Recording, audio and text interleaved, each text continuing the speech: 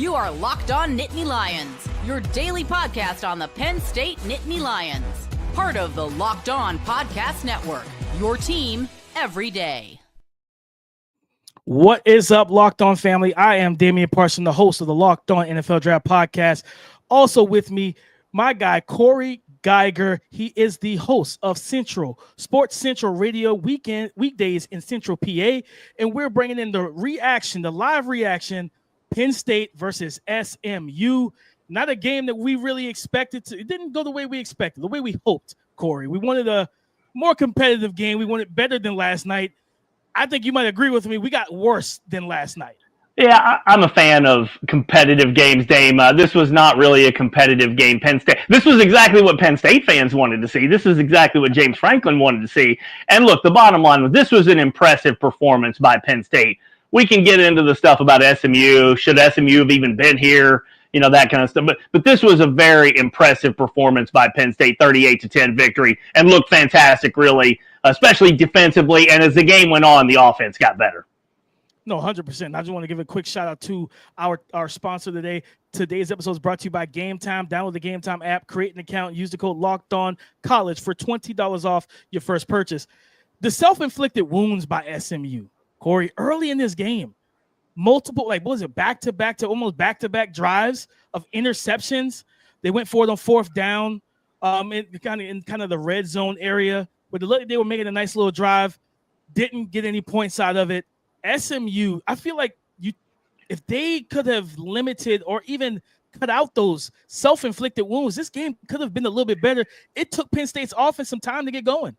It's just a tough day for Kevin Jennings. Very first drive, they moved the ball down the field. He's got a fourth down play. He breaks it to the right side. If he runs, he gets the first down. I'm okay with him actually deciding to toss it, near the goal line. The dude was open. He just made a bad pass. It was behind him. If they get a touchdown there, Dame, how different is today? But they don't. And as soon as they don't score, because look, here's the thing about Penn State. Their defense has kind of struggled early in games this year. They give up a lot of yards, and they've given up a good number of points early in games. If SMU scores there and gets a jolt of confidence, who knows? But they didn't, and at that point, Penn State was in complete control. 100%. And at times it felt like the game was moving so fast for Kevin Jennings.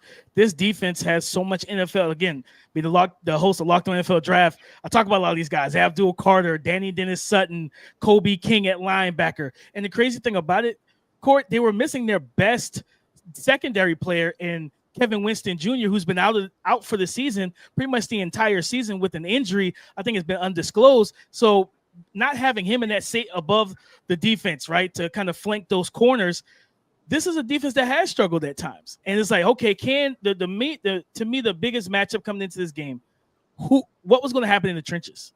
Like, who was going to win the trenches? Who was going to control that? And when you look at that Penn State offense, not Penn State offensive line, but SMU offensive line, I had my concerns. I was like, man, like these guys have played good ball for the most part. But at the same time, yeah, like Abdul Carter and those guys, they are legit. Hey, look, SMU hasn't played this kind of team. I mean, Clemson, again, I'm going to save my SMU thoughts for a little. I don't think SMU should have been here, period, okay? But I'm going to save that for a little bit later on. They weren't ready for this kind of onslaught. Here's the way you beat Penn State. You get rid of the ball quickly. You snap it in the shotgun or the pistol, and you get rid of the ball before Abdul Carter and those guys can get to you. We saw Dylan Gabriel do it perfectly, but SMU's not Oregon, and Kevin Jennings is not Dylan Gabriel. And when he's holding on to the ball as long as he is, you're playing right into the hands of Penn State, because SMU was not going to run the ball very well. Early in the game, they try to run for it, on 3rd and 2, right up the middle. That might work against some of these teams in the ACC. That's not working against Penn State. So SMU really was up against it very, very early on. And the game was, it was just too big for them at that point. Penn State's players, by the way, they played in tons of these kinds of games. All right, Ohio State's, Michigan's Big Ten championship game a couple weeks ago. Penn State's players are prepared for this type of scenario. I don't think SMU's guys were. No, the Penn State team, they were battle tested. They knew what to expect, and you could tell that they were mentally prepared from film study, from game prep on what type of player Kevin Jennings was. You talked about him holding on to the ball, but also bailing some pockets. It felt like he was hearing the footsteps before they home, right? Like, it's like you're opening the door at your front door as someone's walking up the walkway, up the driveway. They're not at your door yet. Like, you don't have to open it just yet. And I felt like he kept getting out of the pocket. He was rolling to his right every time. And the bad part was when they would get on the hash, right? So now you got the boundary to your right. I'm not rolling to the short side of the field. You don't have any room to work. Once you get bottled in over there, it's typically up. The play's dead. The play is over. And again, he just looked like a young player. The at times like a deer in headlights. The lights were so bright that he didn't know how to handle himself or calm himself down. And also, again, you're playing in the north. They mentioned this on the broadcast. SMU is used to playing in games in 72-degree weather. Come up here, it's 25 degrees, feel like temperature of 10, 12 degrees. That does make a difference. We've talked about this for a long time in football. What if these southern teams have to come up and play in the north? Well, you know, I'm from Arkansas, Dame. I know what the weather is like in Arkansas and Texas. I'm from South Carolina, man. Exactly. It's a very different thing when you come up here and play in these types of conditions. And so, again, let's recap, because the game was really kind of over after about 15 minutes. SMU doesn't get the fourth down play. Then their next ball possession, he throws the pick six, then another one. And basically, you're not coming back from that. They kept talking throughout the game. They did against Clemson. Penn State's defense is better than Clemson's defense. And you're on the road. You're playing in a hostile environment, and it's 25 degrees. So once they got down a couple of scores, you just knew this was going to be a long day for SMU. I want to ask you, Corey, do you feel after that second pick six, do you feel like they should have, because I believe they said Preston Stone was rostered, the quarterback that came in as the QB1 this season, do you think that they should have at least considered potentially making a change earlier in the game to try and salvage it before it got completely out of hand? I really don't at 14-0. I mean, he is your guy. He's been your guy for the last 2.5 months. I know Stone was there earlier. What kind of message would that send to your whole team if you bench him that early? You know, he did lead them back against Clemson. But again, Stone's on his way out. You know, Kevin Jennings is your guy going forward. You bench him, and what does that do to your program? Sometimes you have to think about, you know, more than just today. But I do get your point. As it got into 28-0, sure. Yeah, I mean, you're thinking, okay, what do you try now? And look, the bottom line for Kevin Jennings is he had to do everything himself. He just didn't have a lot of help. They weren't able to run the ball effectively. He was too erratic, missing guys. And he got to the point where he was clearly just trying to do too much.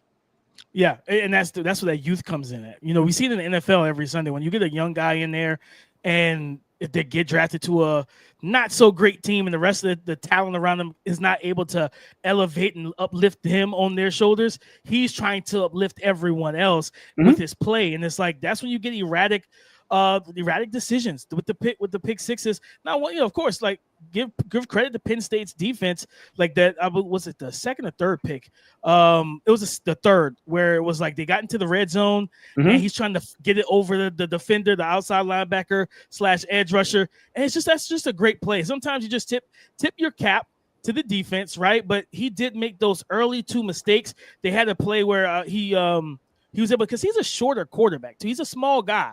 He's a smaller frame quarterback, shorter. So finding passing lanes is a big thing for him. And I remember on one of those drives where they started to roll after that first interception, they were getting some momentum going. He threw it on the money. It went straight through the receiver's hands. And I'm like, these are the mistakes. Yep. These are the self-inflicted wounds you can't have.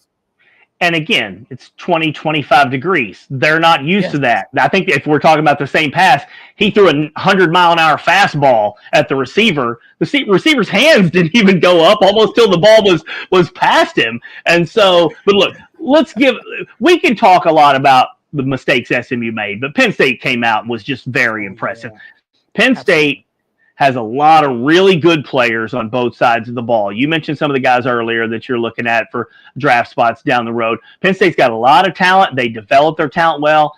And this has just been a long-standing thing for Penn State with James Franklin. They don't lose these games. Penn State doesn't lose these games, like ever. Penn State pretty much never loses games when they're the favorite, when they've got the better players. We talk about Penn State, they lose to Ohio State, they lose to Michigan, they lose to Oregon this year, blah, blah, blah.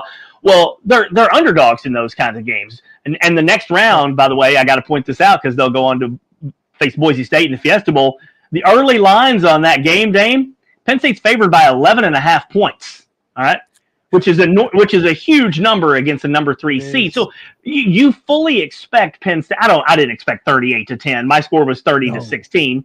I fully expected Penn State to be in control of the game, just simply because they've got better players. They were at home, and they're used to these kinds of big game moments. No, 100%. The way that they dominated the trenches in the run game, they both running backs, right? Like when you look at Penn State's offense, and again, me as a talent evaluator, I look at it from that kind of bird's eye view. I'm just looking down at the roster. Okay, where are the weaknesses? Their receiving core is a little not underrated, but underwhelming because they're kind of young.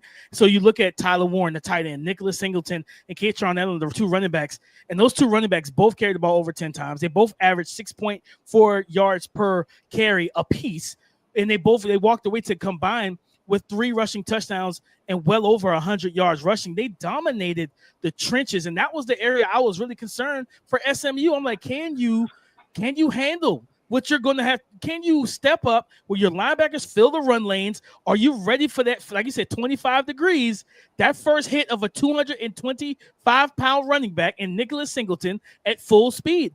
That's going to be the to me, when I saw that, those interactions, I'm like, yeah, they're not ready. Like, this is Penn State's about to walk away with this. Penn State ran for 189 yards, almost 100 more than SMU typically allows. Now, remember, Penn State ran for 290 against Oregon. So they've got the 2 good running backs. Katron and Singleton did very well. The offense wasn't great today. I'm looking at the numbers. Drew Aller was 13 of 22 for 127. If I'd have told you those numbers going in, you might think, Penn State might lose that game. Well, that's without thinking about 2 pick sixes, but this will blow your mind. SMU had more first downs than Penn State. SMU had 21 first downs. Penn State had 18. But the bottom line is, when you get a couple of defensive scores, you can dictate the rest of the game. The other team is in full-on desperation mode, and Penn State at that point, because they didn't run the ball great early, you're thinking, okay, SMU looks like they're doing a good job with this. But once they got the ground game going too, SMU was just in a world of trouble. No, 100%. When you have those defensive scores and from an SMU standpoint, you throw 2 pick sixes, man, you literally put yourself so far behind the 8 ball where it's like, this is such an uphill climb that I don't know if you're going to be able to reach the top at the end of the game. Like you might get halfway up that hill, that hole you built, but they dug themselves such a hole. And Penn State was like, yeah, we will absolutely take every bit of this. If you want to give us the ball, give it to us more, because we're coming here to set. I felt like Penn State walked into this game with an attitude to kind of set precedents. Like, that we're going to be physical, that we're going to punch you in the mouth. So it's almost like it's kind of foreshadowing, like, hey, Boise, we know you have Ashton Genty. We know you have the king of running backs in college football right now. Just expect us to punch you in the mouth early in the first quarter when that game kicks off. Well, this was a long time coming, Dame. I mean, if we'd have had a 12-team playoff, Penn State would have been in it 6 of the last 8 years. Penn State has been a perennial playoff caliber team for a long time, in a 12-team field. They were ready for this. Their guys were ready for this. SMU had a really nice season. They kind of get in a little bit of a surprise over Alabama a few weeks ago. But Penn State, they've been gearing up for this for years. These players, they come here expecting to play in these playoff games. So when they go into a game like this, again, Penn State expects to win. SMU's hoping to win. That's really the difference of the mindset here. 100%. Real quick, guys, we're going to go to a break. When we come back, we're going to continue this conversation, really get into not just the trenches, but what we saw from Drew Allen. Let's talk about his performance. All of that more coming up next.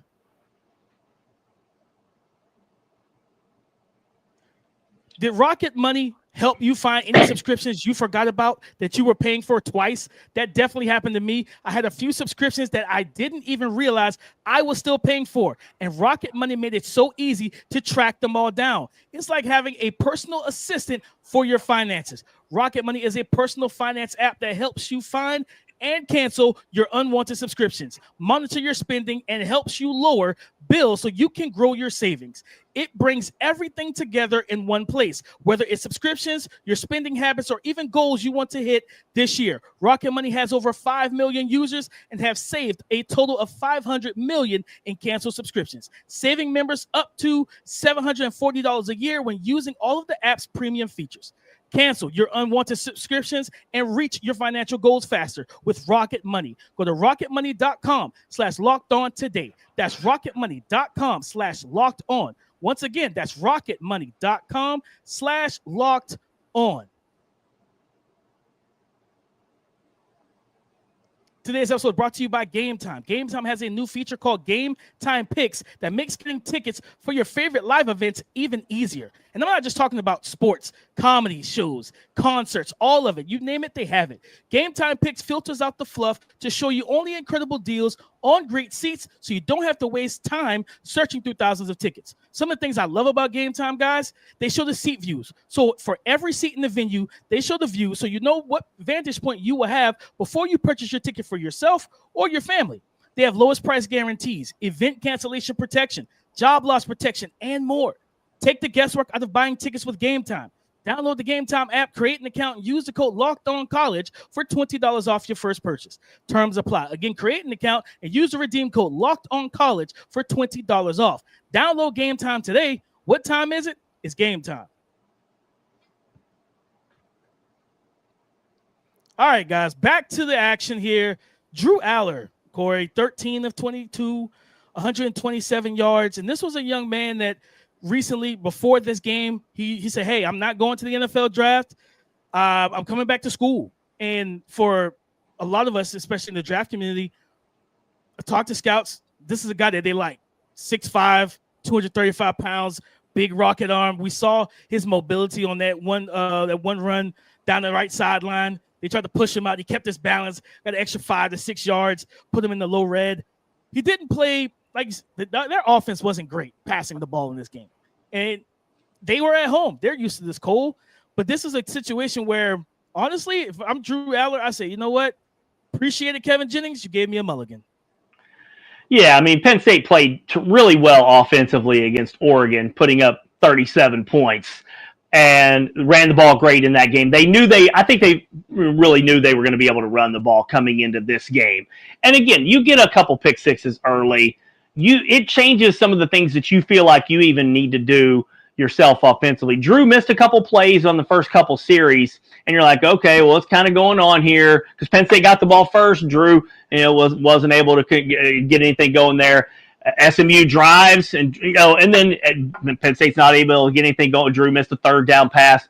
Well, then they start giving you touchdowns. You give a team pick sixes.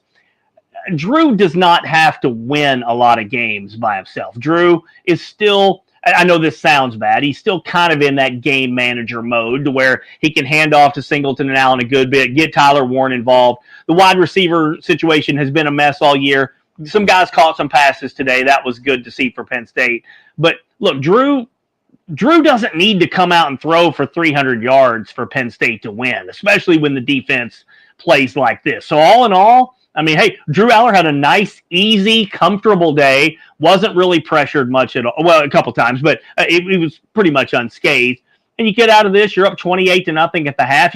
By the way, you get Ethan Grunkmeyer a little bit of time at the end of the game. That's not something a lot of people discussed on the broadcast game with Bo Pribula leaving. Penn State doesn't have a backup quarterback. So you elevate Ethan Grunkmeyer. So his first collegiate experience came in that fourth quarter.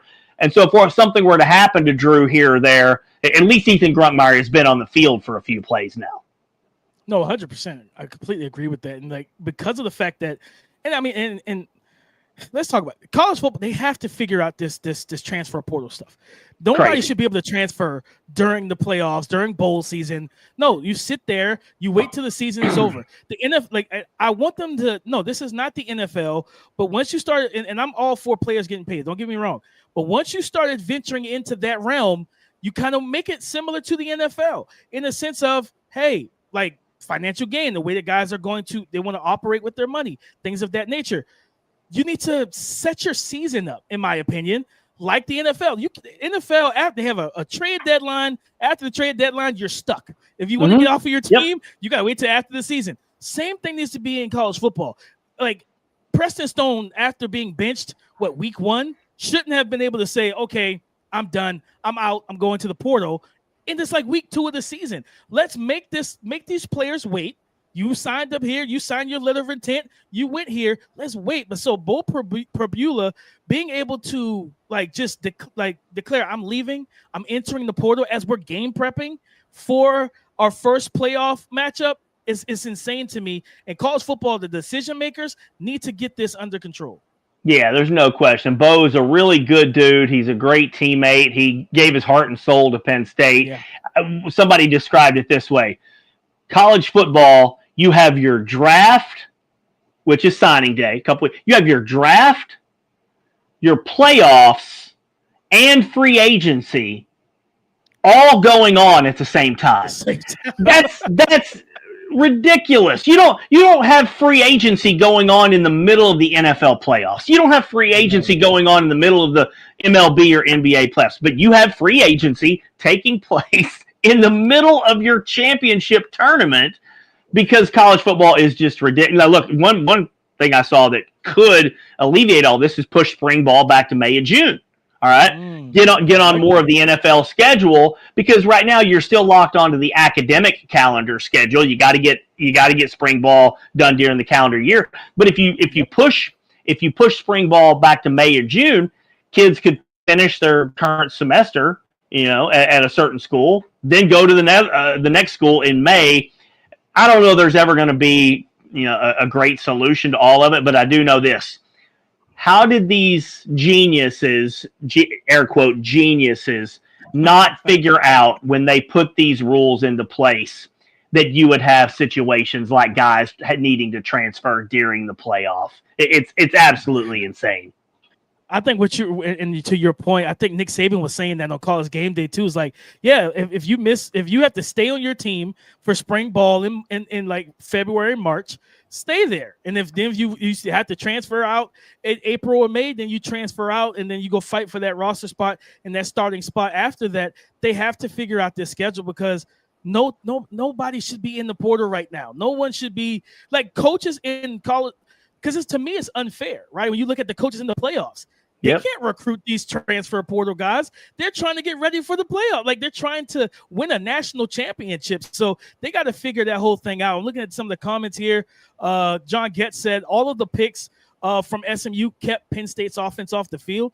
Yeah, because they turned right into pick sixes. You know what I mean? Mm-hmm. They were immediate scores. So the defense caught it, returned it, and now they put themselves back on the field. And shout out to that Penn State defense to be able to turn those plays into points and still not get back on the field and not be gassed, to not be exhausted, to not be tired, and still play high level football. Abdul Carter, man, I'm gonna get to him in a second. But there was a conversation about the O-line. I think someone said they were worried about the old offensive line and everything with blocking Drew Allen. Yeah, Eddie Money said O-line has not played well. Drew is pressured every play. And I think the O-line has been a group that's been growing throughout the season and everything, right? You lose Olu Fashanu to the NFL draft this past year and everything. They also lost one of their other tackles who went to New England, I believe in like the 3rd round. So you knew there was going to be some growing pains there for sure. And I think that's why the run game is so prevalent for them, simply because of the fact that when you put them in that situation, you got to run the ball to protect them. Looks like our God, Zach Seiko is here. Let's get Zach up here. Let's get Zach up here, man. Zach, what's going on, man? It's going pretty well. I mean, Penn State just dominated a playoff team. And there was no question about it. They certainly let off the gas, but this is what Penn State absolutely needed in this game. So it's great to be joining you both from the Beaver Stadium press box. Tell us, man, from your eye view there, you were up close and personal with this game. What was that experience like? How locked in did the Nittany Lions look to you, even being out there pregame and things like that? How did these guys look to you? I mean, they looked like they wanted to be here, and it's not that SMU didn't. This was a team that they know that they needed to make a statement that hey, whether it was the fact that the SEC team should have been in, that SMU wasn't going to be a challenge, and they were challenging, but Penn State is that much better. Okay, SMU didn't get here by accident. So when I look at this game, I look at a team that the only two losses they had on the season were Oregon and Ohio State. Two other playoff teams. I'll take that a step further. Those are two elite teams. I know Ohio State lost to Michigan, but Penn State needed to prove something. And both of those games were one score. And I can even argue further that for Penn State's case, those games weren't exactly, I'm not trying to say anything about the referees, but when it came to all the 50-50 breaks, the way the ball bounced, the way a call, a missed call, it seemed like most of those 50-50 breaks went against Penn State. Not trying to say any conspiracy, but I'm saying it still happened. And those were still one-score games against elite teams.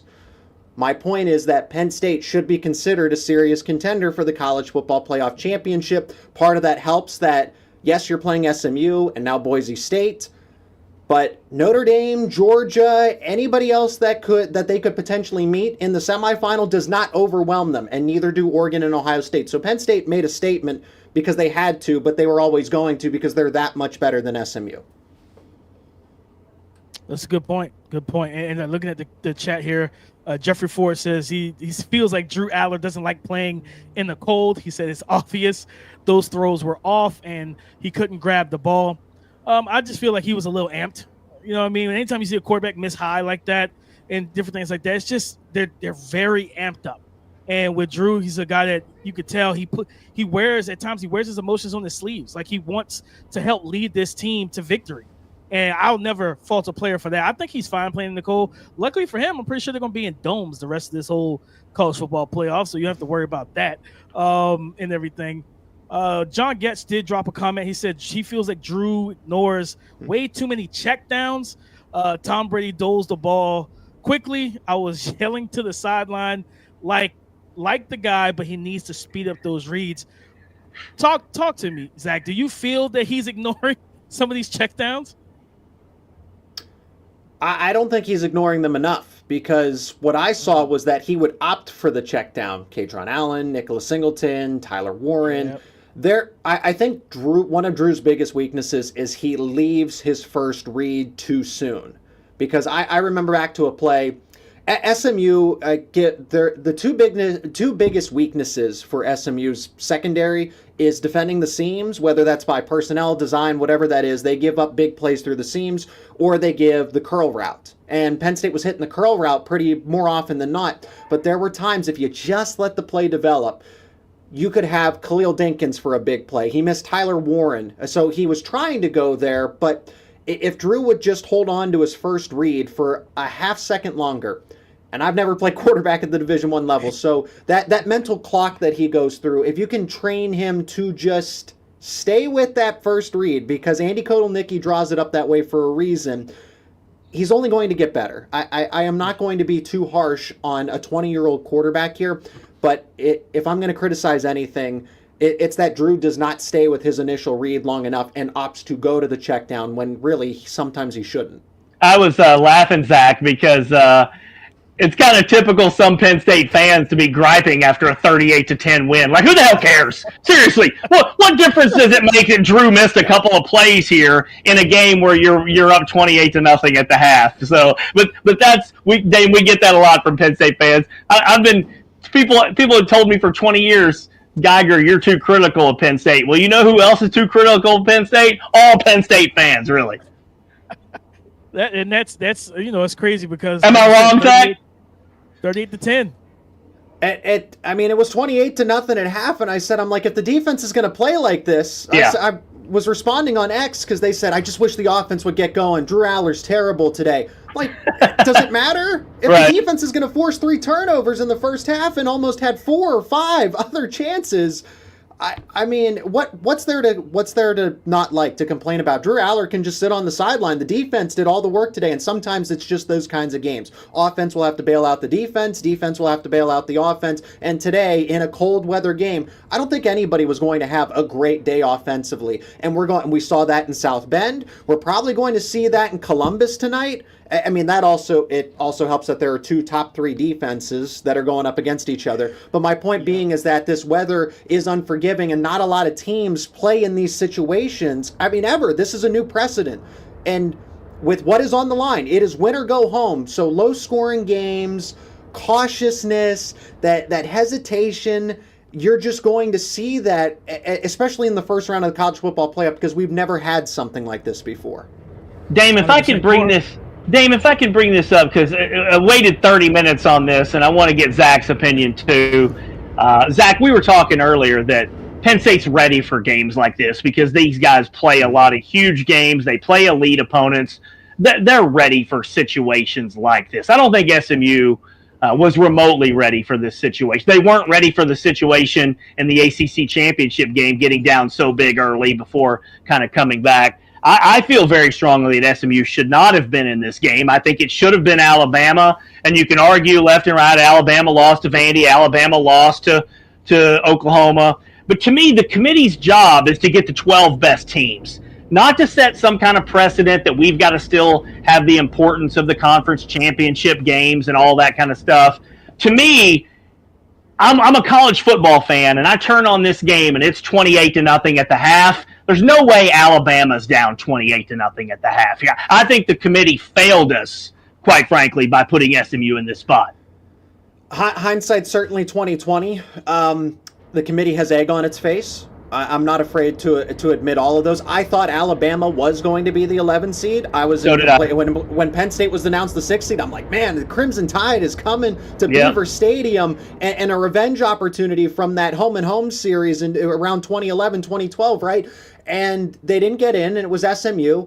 And that's when the favorable path and everything else. You don't get that with Alabama. You don't get that with South Carolina. You don't get that with Ole Miss. All of that is true. You still have to win your games in the season. Mm-hmm. The reason Ole Miss is not in this situation is because they lost to Kentucky. You notice what Penn State didn't do? They didn't lose to bad teams. They beat everybody that they were supposed to, and they lost by 1 score to elite teams. Yeah. So if Alabama or Ole Miss or South Carolina have any grievances, they need to take it up with themselves. And Lane Kiffin live posting, live tweeting about all the committees wrong about this.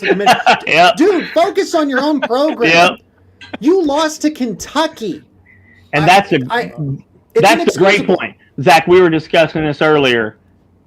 Penn State doesn't lose those games. The 1-0 mentality that James has, it does work. Now, people, look, Dame, a lot of people here are very critical of James Franklin because they don't beat Ohio State or Michigan or win the elite games. Yeah. But they don't lose to anybody else. And I said earlier, they're favored by 11.5 points over Boise in the early lines.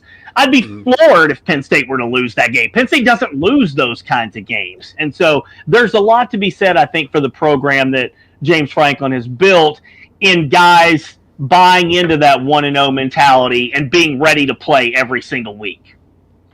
Well, it's 100%. Not looking past the inferior competition, and that's where you can trip up. And you see in this 12-team playoff, who knows if the committee is going to change its expectations or how they judge teams and everything. But Penn State, with that 1-0 mentality, they lose to Minnesota. If they don't have that, they lose to USC. Maybe they even lose to Bowling Green. Who knows? But all those close games, Penn State finds a way to win, whereas Ole Miss couldn't do that. And Alabama wasn't even in it against Oklahoma, 24-3 against a 500 team. Are you kidding me? This late in the season, and that's supposed to be a dark horse contender for the college football playoff. Give me a break. They didn't, even if they might have been better competition, they didn't deserve to be in the playoff, and that's the point. Right. At least SMU did enough, and they saved its season. I thought SMU was going to be out based on that 24-7 deficit at halftime. They saved their season by forcing Clemson to have a miracle walk-off field goal in order to get here. So, again, hindsight's 2020. SEC, ESPN, they're going to have a field day with all of this. They're going to run with it. I still think Indiana should have been in. At the end of the day, some teams just don't match up well. Penn State is just, they're in a position where they are collectively that much better than SMU, and SMU doesn't have the mismatches that they can, because I think SMU would have given problems to other teams in the college football playoff, but not Penn State. So the Mustangs had a really bad matchup here. If that was SMU and Texas, I could argue that that's a closer game. And especially coming up playing in 25 degrees. Oh, 100. Quinn Ewers at 25 degrees? It was probably colder than that, honestly. Yep. So the high for the day was 30 degrees, but then you had the real feel that dropped it to 15, and then you had the wind chill that dropped it to 10. And honestly, when you're in Beaver Stadium, it just feels 10 degrees cooler. So it probably felt like 0 degrees to the football players down on the field. Nice. Hey, guys, we're going to take a quick break. I'm going to give my take on this whole situation because I haven't talked about it just yet, but we're going to be right back. It's that time of the year. The college football playoff is back, and with the newly expanded 12-team format, it's guaranteed to be bigger and better than ever, bringing you all of the hard-hitting and high-flying excitement that you love. TNT sports coverage of the college football playoff begins December 21st, starting with the college football playoff kickoff show presented by AT&T at 11 a.m. Eastern, leading into our first matchup, the Southern Methodist University Mustangs battling the Penn State Nittany Lions. Then Clemson kicks off to face off and look to upset the Texas Longhorns in a showdown right now, 4 p.m. Eastern. Don't miss a moment of the action. Watch the college football playoff presented by Allstate live on TNT, True TV, TBS, and Max. Guys, I feel as if, and I think both of you are right, and that's the tough part, because while Alabama's a better team than SMU, the talent is there. Shout out to my guy Jim Nagy over at the Senior Bowl. He went viral a little bit, earlier, I think in the week, and after the whole thing happened, where he's like, "Listen, the NFL talent on Alabama is just far more than what we see from SMU." I think for me, it's just the fact of, like you said, Zach, win your games. Like, you can't lose to Vandy. Mm-hmm. And when you lost to Vandy, no one expected. Vandy hadn't won against a top 10 team in like 40 some odd years or whatever the crazy stat was coming into that game. And to lose the way you lost to Vandy, your defense getting absolutely manhandled in the way that you lost to Oklahoma at most of this season were down like their top 5 wide receivers. And like their offense was ravaged with injuries. And that's a game, if you're Alabama, you dominate them, you tell a committee, this is why we belong in the big show, in the 12-team playoff. Instead, you wet the bed, you let everyone down, and it's like, well, do you really deserve to be in? You got to win your games. But I do think, to your point as well, like Corey said, like from a college football fan standpoint, it's like we want to see competitive games. You want to see teams going haymaker for haymaker, punch for punch. You want to see that level of physicality. But I think the committee also, they backed themselves in the corner over the past couple years with how they've handled like seeding and different things of that nature. We get how many times have we seen 2 SEC teams in the national championship game?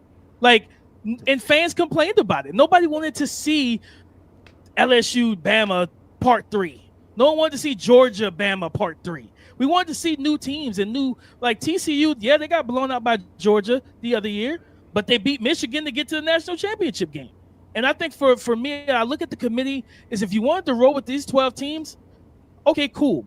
Let me at least because Notre Dame is not in a conference, right? They're not in a conference. I don't know how they host a playoff game, and they're not even the actual conference. I would have had Notre Dame coming to Beaver Stadium to face Penn State. I would have had SMU facing someone else. Like you said, styles make fights, and I just feel like the committee, they just put themselves in a really bad situation to where now going into next season, are you going to try and overcorrect and put like 7 SEC teams in and piss people off in a whole different way? I think that's where it's going to be headed.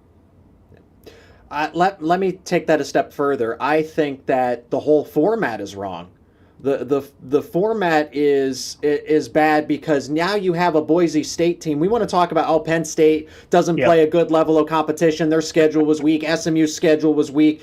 And Boise State won the Mountain West Conference, and they get a bye into the Fiesta Bowl. Here's what I have no issue with, and I've said this about the NFL, and maybe Damian, you might agree with me on this since you cover the NFL for our network here. I don't think if you win the division that you automatically get to host a home game. Especially, so think about the 7-9 Seattle Seahawks. I know we got Beastquake from Marshawn Lynch, but the New Orleans Saints at 11-5 should not have had to make the trip to New Orleans. So let me bring this back. It's the same thing with Boise State. Now, I hope I don't jinx it for Penn State, and Ashton Genty has that moment in the Fiesta Bowl. But my point being is that if you're going to rank these teams based off of resume, style points, and everything else, then Boise State should have been the 12 or the 11 seed and not the 3 seed and getting a freebie into the Fiesta Bowl. I think that is outrageous. I have no problem because conference championships need to matter for a variety of reasons, but also the politics of it. There's millions of dollars at stake. They're not going anywhere. So you have to give them value if you want to make them at least seem like they're important, because they're really not. They shouldn't be played, but that's besides the point. Boise State, if you win, you get in, but then you are reseeded after that. Because honestly, Penn State, based on the playoff rankings, they were number 4, so they would have been ranked, and they would have had the bye. They would have been the 4th seed instead of Arizona State. So Arizona State shouldn't have had a bye. Boise State shouldn't have a bye. But a conference championship victory gets you into the postseason, but it doesn't guarantee you a bye. Yeah, there's so much good stuff here. It's completely outrageous that these teams are getting 3 and 4 seeds that don't deserve. I got to think they're going to change that next year. I got to think that they're going to look at this and say we can't allow this. My one closing thought, because Zach, we could probably talk about this part for an hour because this is very important. Absolutely. Technical aspect of it with the conference championship games. Those things are gigantic money makers for the entire sport, for leagues, for TV networks. You have to have a lot of importance for your conference championship game. So when I look at SMU versus Alabama, I don't have a doubt in my mind. I'll be a hypocrite here. They lost Vandy, they lost Oklahoma. I still don't have a doubt in my mind that Alabama is a better team than SMU. SMU played nobody, okay? But SMU got to their conference championship game. So to me, the precedent that the committee had to set, and they did, was that we're still going to value your conference championship game. Because they have to. They have to because of the dollars at stake. Because of the money and prestige. Absolutely. And so, but that bastardizes the entire system of, aren't we supposed to, the number one rule is to get the best 12 teams, not play politics with all this stuff. You're right. Money talks at the end of the day. That's really what it comes down to, is there's too many powerful people that are like, we can't lose this check from the Big Ten Conference, from Lucas Oil Stadium, tickets, parking, travel, all of that stuff. Hey, it's great for the economy, but it also in the process minimizes the college football playoff because, again, Boise State is now a 3 seed, Arizona State's a 4 seed, and because SMU did make its conference championship and made it a field goal game, got in as the 11 seed. And the best thing for all this, Zach, you're right there, is Penn State has the best path to a national championship in the history of all number 6 seeds in any sport. Has there ever been a number 6 seed in any sport that had a better path than what Penn State gets from this? And you know, that it's true, but Penn State also put itself in position. We're getting away from, and it's all of it's important to talk about, but let's bring it back home to Penn State. The reason Penn State has a favorable path, aside from the fact that, yes, you're playing the 2 weaker teams, but no one's saying that about Arizona State, and Arizona State is in the same category as SMU and Boise State. And I think Penn State would be a double-digit favorite against Arizona State. At least they should be. What I was going to say, though, Zach, was that, to me, it's far better that Penn State lost to Oregon and gets this path than if you beat Oregon and you're the number 1 seed and you get Ohio State in the second round. That, if you're a Penn State fan, you should be dreading that nightmare. So thereby, by losing the conference championship game, Penn State benefited significantly. Do you think? Real quick, Zach, does, do we think they change that? Do we think they change that next year, where the number 1 seed doesn't get you got to change that, right? Like, Oregon did their job, and you hit them with Tennessee or Ohio State right out the gate. That's because you've got Boise and Arizona State up there, and they have no business being there. Yeah, no, 100%. Mary said 3 things that factored into Penn State's win. That includes turnovers, cold weather, and crowd noise. I'm glad that Penn State won. I was concerned by the offense's slow start and missed tackles. Yeah, I think, Zach, you can speak to. I think this team is going to come out on New Year's Eve. I think they're going to come out even better than what we saw today, right? Like no cold weather, no wind, nothing. I think it's going to be in the dome. You expect them to try, like we talked about Corey earlier. Penn State came out looking to punch SMU in the mouth and see if they were tough enough to stand on their 2 feet and punch back. And I think they're going to do the exact same thing to Boise State. Corey said that they're a 11.5-point favorite. Early lines right now heading roughly, into that Boise State 10.5, game. 11.5, depending where you look.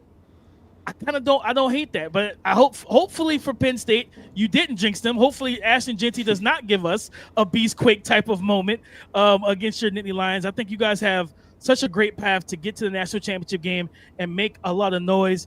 You have such a talented team, and I'm looking forward to this. Oh yeah, because the matchup, if you beat Boise State, you get whoever wins Georgia and Notre Dame. I know most people want to count out Notre Dame all around, but watch Georgia.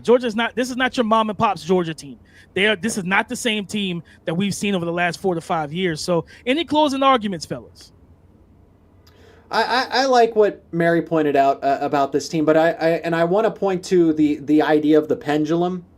So Penn State's coming off of a Big Ten championship game where the defense was the problem. Offense kept trying to bail out the defense, kept trying to bail them out, and it just wasn't enough. You want to factor in missed calls, no calls, whatever have you, the way the ball bounces. The offense kept Penn State in that game. So the responsibility was on the defense and Tom Allen to regroup and make a statement. Because, hey, you just gave up 45 points. Now, I'll let it slide because that's a top 5 Oregon. That is an elite Oregon offense. And, the defense is bad and Tom Allen needs to go. Sometimes the team's just good. And sometimes the way the dominoes fall, and it's going to be a shootout type of game. You got into... I can't call it a defensive struggle because the only struggles that were anywhere were on SMU's side of things. But Penn State defensively, they're still a top 10 defense, if anybody can believe that. I like to look at yards per play, and Penn State has a top 5 offense. Andy Kotelnicki leads a top 5 offense in terms of yards per play, and then defense, Tom Allen has a top 10 defense in yards per play allowed. So this is still a really good group. And when you have a top 10 offense and a top 10 defense, that's usually going to get you a deep postseason run. But they had to make it. Weather, crowd noise, the implications of this is a winner-take-all situation, that's going to lead to more defensive-minded type of games. And because Penn State was in this situation where they had to make that defensive statement, now the pendulum swings back because all the criticisms point at the offense. They didn't do enough. They could have cost Penn State the game if they made more mistakes. Now you're going to go back into a dome. Look at what Penn State does when they're in an indoor stadium. Drew Aller is much better. There's no rampant conditions. And the way you have to play Boise State, you can't allow Ashton Jeanty to run. So you need to play quick and fast and build a lead so that you force Boise State to pass the ball and go away from that ground and pound first mentality. Because that's how you beat Boise State. If you get up by 2 or 3 scores, they're throwing, and you can't come back by running the football with Ashton Jeanty. No. You have to throw the football. And I would say that historically, there are a couple ways to beat Penn State. You either have to have elite talent, like Ohio State or Michigan does, or you've got to have an offensive game plan where your quarterback gets rid of the ball very quickly. Dame, you and I discussed this 40 minutes ago. Kevin Jennings running around there with the ball, holding on to it too long. That plays right into Penn State's hands. So I do not believe that Ashton Jeanty is just going to go nuts running the ball against Penn State. Very few running backs have ever done that. It just doesn't. That's not what Penn State allows. They've got a quarterback named Maddox Madsen. He completes 22 touchdowns, 3 interceptions. He throws it about a 65% clip. He's going to have to get rid of the ball and make plays because if they think they're just going to give the ball to Ashton Jeanty 30 times and he's going to run over Penn State, that almost never happens. So we're going to all have to learn a lot about the Boise quarterback going into that game. 100%. I think that is a game where because he's been so efficient in terms of Madsen, because of the fact of playing the Mountain West, you're not facing offenses that when Ashton Jeanty, and like after like his very hot start, he started a lot of these games down the stretch slow. Teams they loaded up the box, they forced them under 4 yards per carry early in games, and it was salvaged by big home runs, 60, 50, 40 yards that kind of really helped like bolster his stats. But you can't do that against Penn State, because if you don't have the offense you need, Penn State's gonna be able to put up points. And like Zach says, once they go up 14-0, we all have seen this from coaches, guys. They start coaching the game tight. They start getting pressured. They start sweating, and it's like, well, do we still run Ashton? Like, are we trying to win this game, or are we trying to give him Barry Sanders' rushing record? I mean, that's it. You can't do it, because the game, the clock becomes your enemy. That's why Kevin Jennings and Brashard Smith today couldn't run the football, do a little quarterback option, and at least open up the game plan. Penn State getting an early pick six, and then just getting another pick six, right? And just kind of building that lead. And then you force Kevin Jennings into a situation that SMU didn't want him or the team to be in, and that was throwing from behind. They didn't even want to do that against Clemson. They just, things worked out. Whether it was the weather, Clemson's defense isn't elite like it was in years past with the national title teams. So there was an avenue to get back into this game. But everything was against SMU in this case, based on the way that they like to operate. Cold just slows things down, okay? Mm-hmm. And this offense that runs up-tempo, up-tempo, up-tempo, up-tempo had to slow things down. Those guys were not ready for it. You could see just like especially when it was really out of reach, but you could just tell SMU wanted to get on the plane and go home. They wanted this season to be over with. Now you don't exactly have that anymore, but my point being, to go back to Boise State, is that they are a run-first team. Frankly, they're a run-only team, and if they're down 17-0 early in the Fiesta Bowl, Penn State's got it. Penn State pretty much has it wrapped up, and that defense has not been on the field. I think Penn State's going to start quick. They're going to try to get up by 2-3 scores, and then they're going to force that defense to stay on the football field and sustain those 10, 12, 15-play drives. And Boise State's defense is not ready for that, because usually it's the offense doing that for Boise State, and the defense is never in that situation. So good luck to the Broncos. That is shaping up to be not just a 10-point. That could be another game like today where it's 38-10. I want to ask both of you guys, Corey, you and Zach, if you're Penn State and you win the toss, do you ask for the ball first? Do you want to go ahead and get the ball, get on offense, and put pressure on that Boise State team right out the gate? Look, I love doing that, but that's not what James Franklin does. James plays his whole mindset for the middle 8, the last 4 minutes of the first half, the first 4 minutes of the second half. They game plan so much for that, trying to close the first half of the score, open the second half of the score. It looks like it's a huge part of what Penn State does. So me personally, I like taking the ball first and trying to go down and score, but I don't think Penn State will do that. I can echo the same thing. I think that Penn State by default will always want to defer.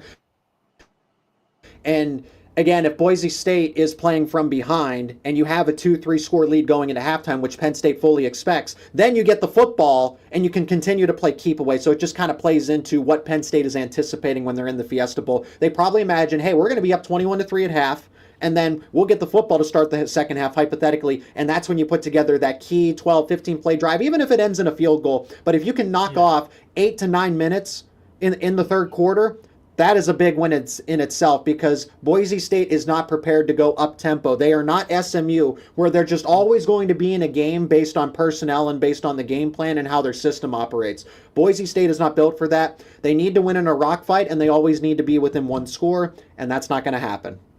No, I think if you put it in Maddox Madsen's hands, you expose him to that pass rush of Dennis Sutton, of Kobe King blitzing through the A-gaps, of Abdul Carter getting one-on-one with a left tackle that's going to be completely overmatched. Abdul Carter is a top 10 lock right now for the 2025 NFL draft, if he so declares. Yes, you get him one-on-one, you widen him out, and pull that tackle onto an island. He's going to get back there time and time again and create nothing but havoc and hell for that Boise State offense. But guys, listen, man, it's been a great time talking with you guys, with Corey Geiger, with Zach Seiko. Guys, listen, go ahead, type into everything here at Locked On, college, NFL, all of it 5 days a week on your favorite podcasting platforms. I'm Damian Parson, host of the Locked On NFL Draft Podcast. Of course, you know Zach Seiko, Locked On Nittany Lions host, and our guy Corey Geiger, host of Sports Central Radio, weekdays in Central PA. You guys have a great weekend. Enjoy the rest of college football and the playoffs. And remember, stay tuned with us here at the Locked On NFL Draft Podcast Network.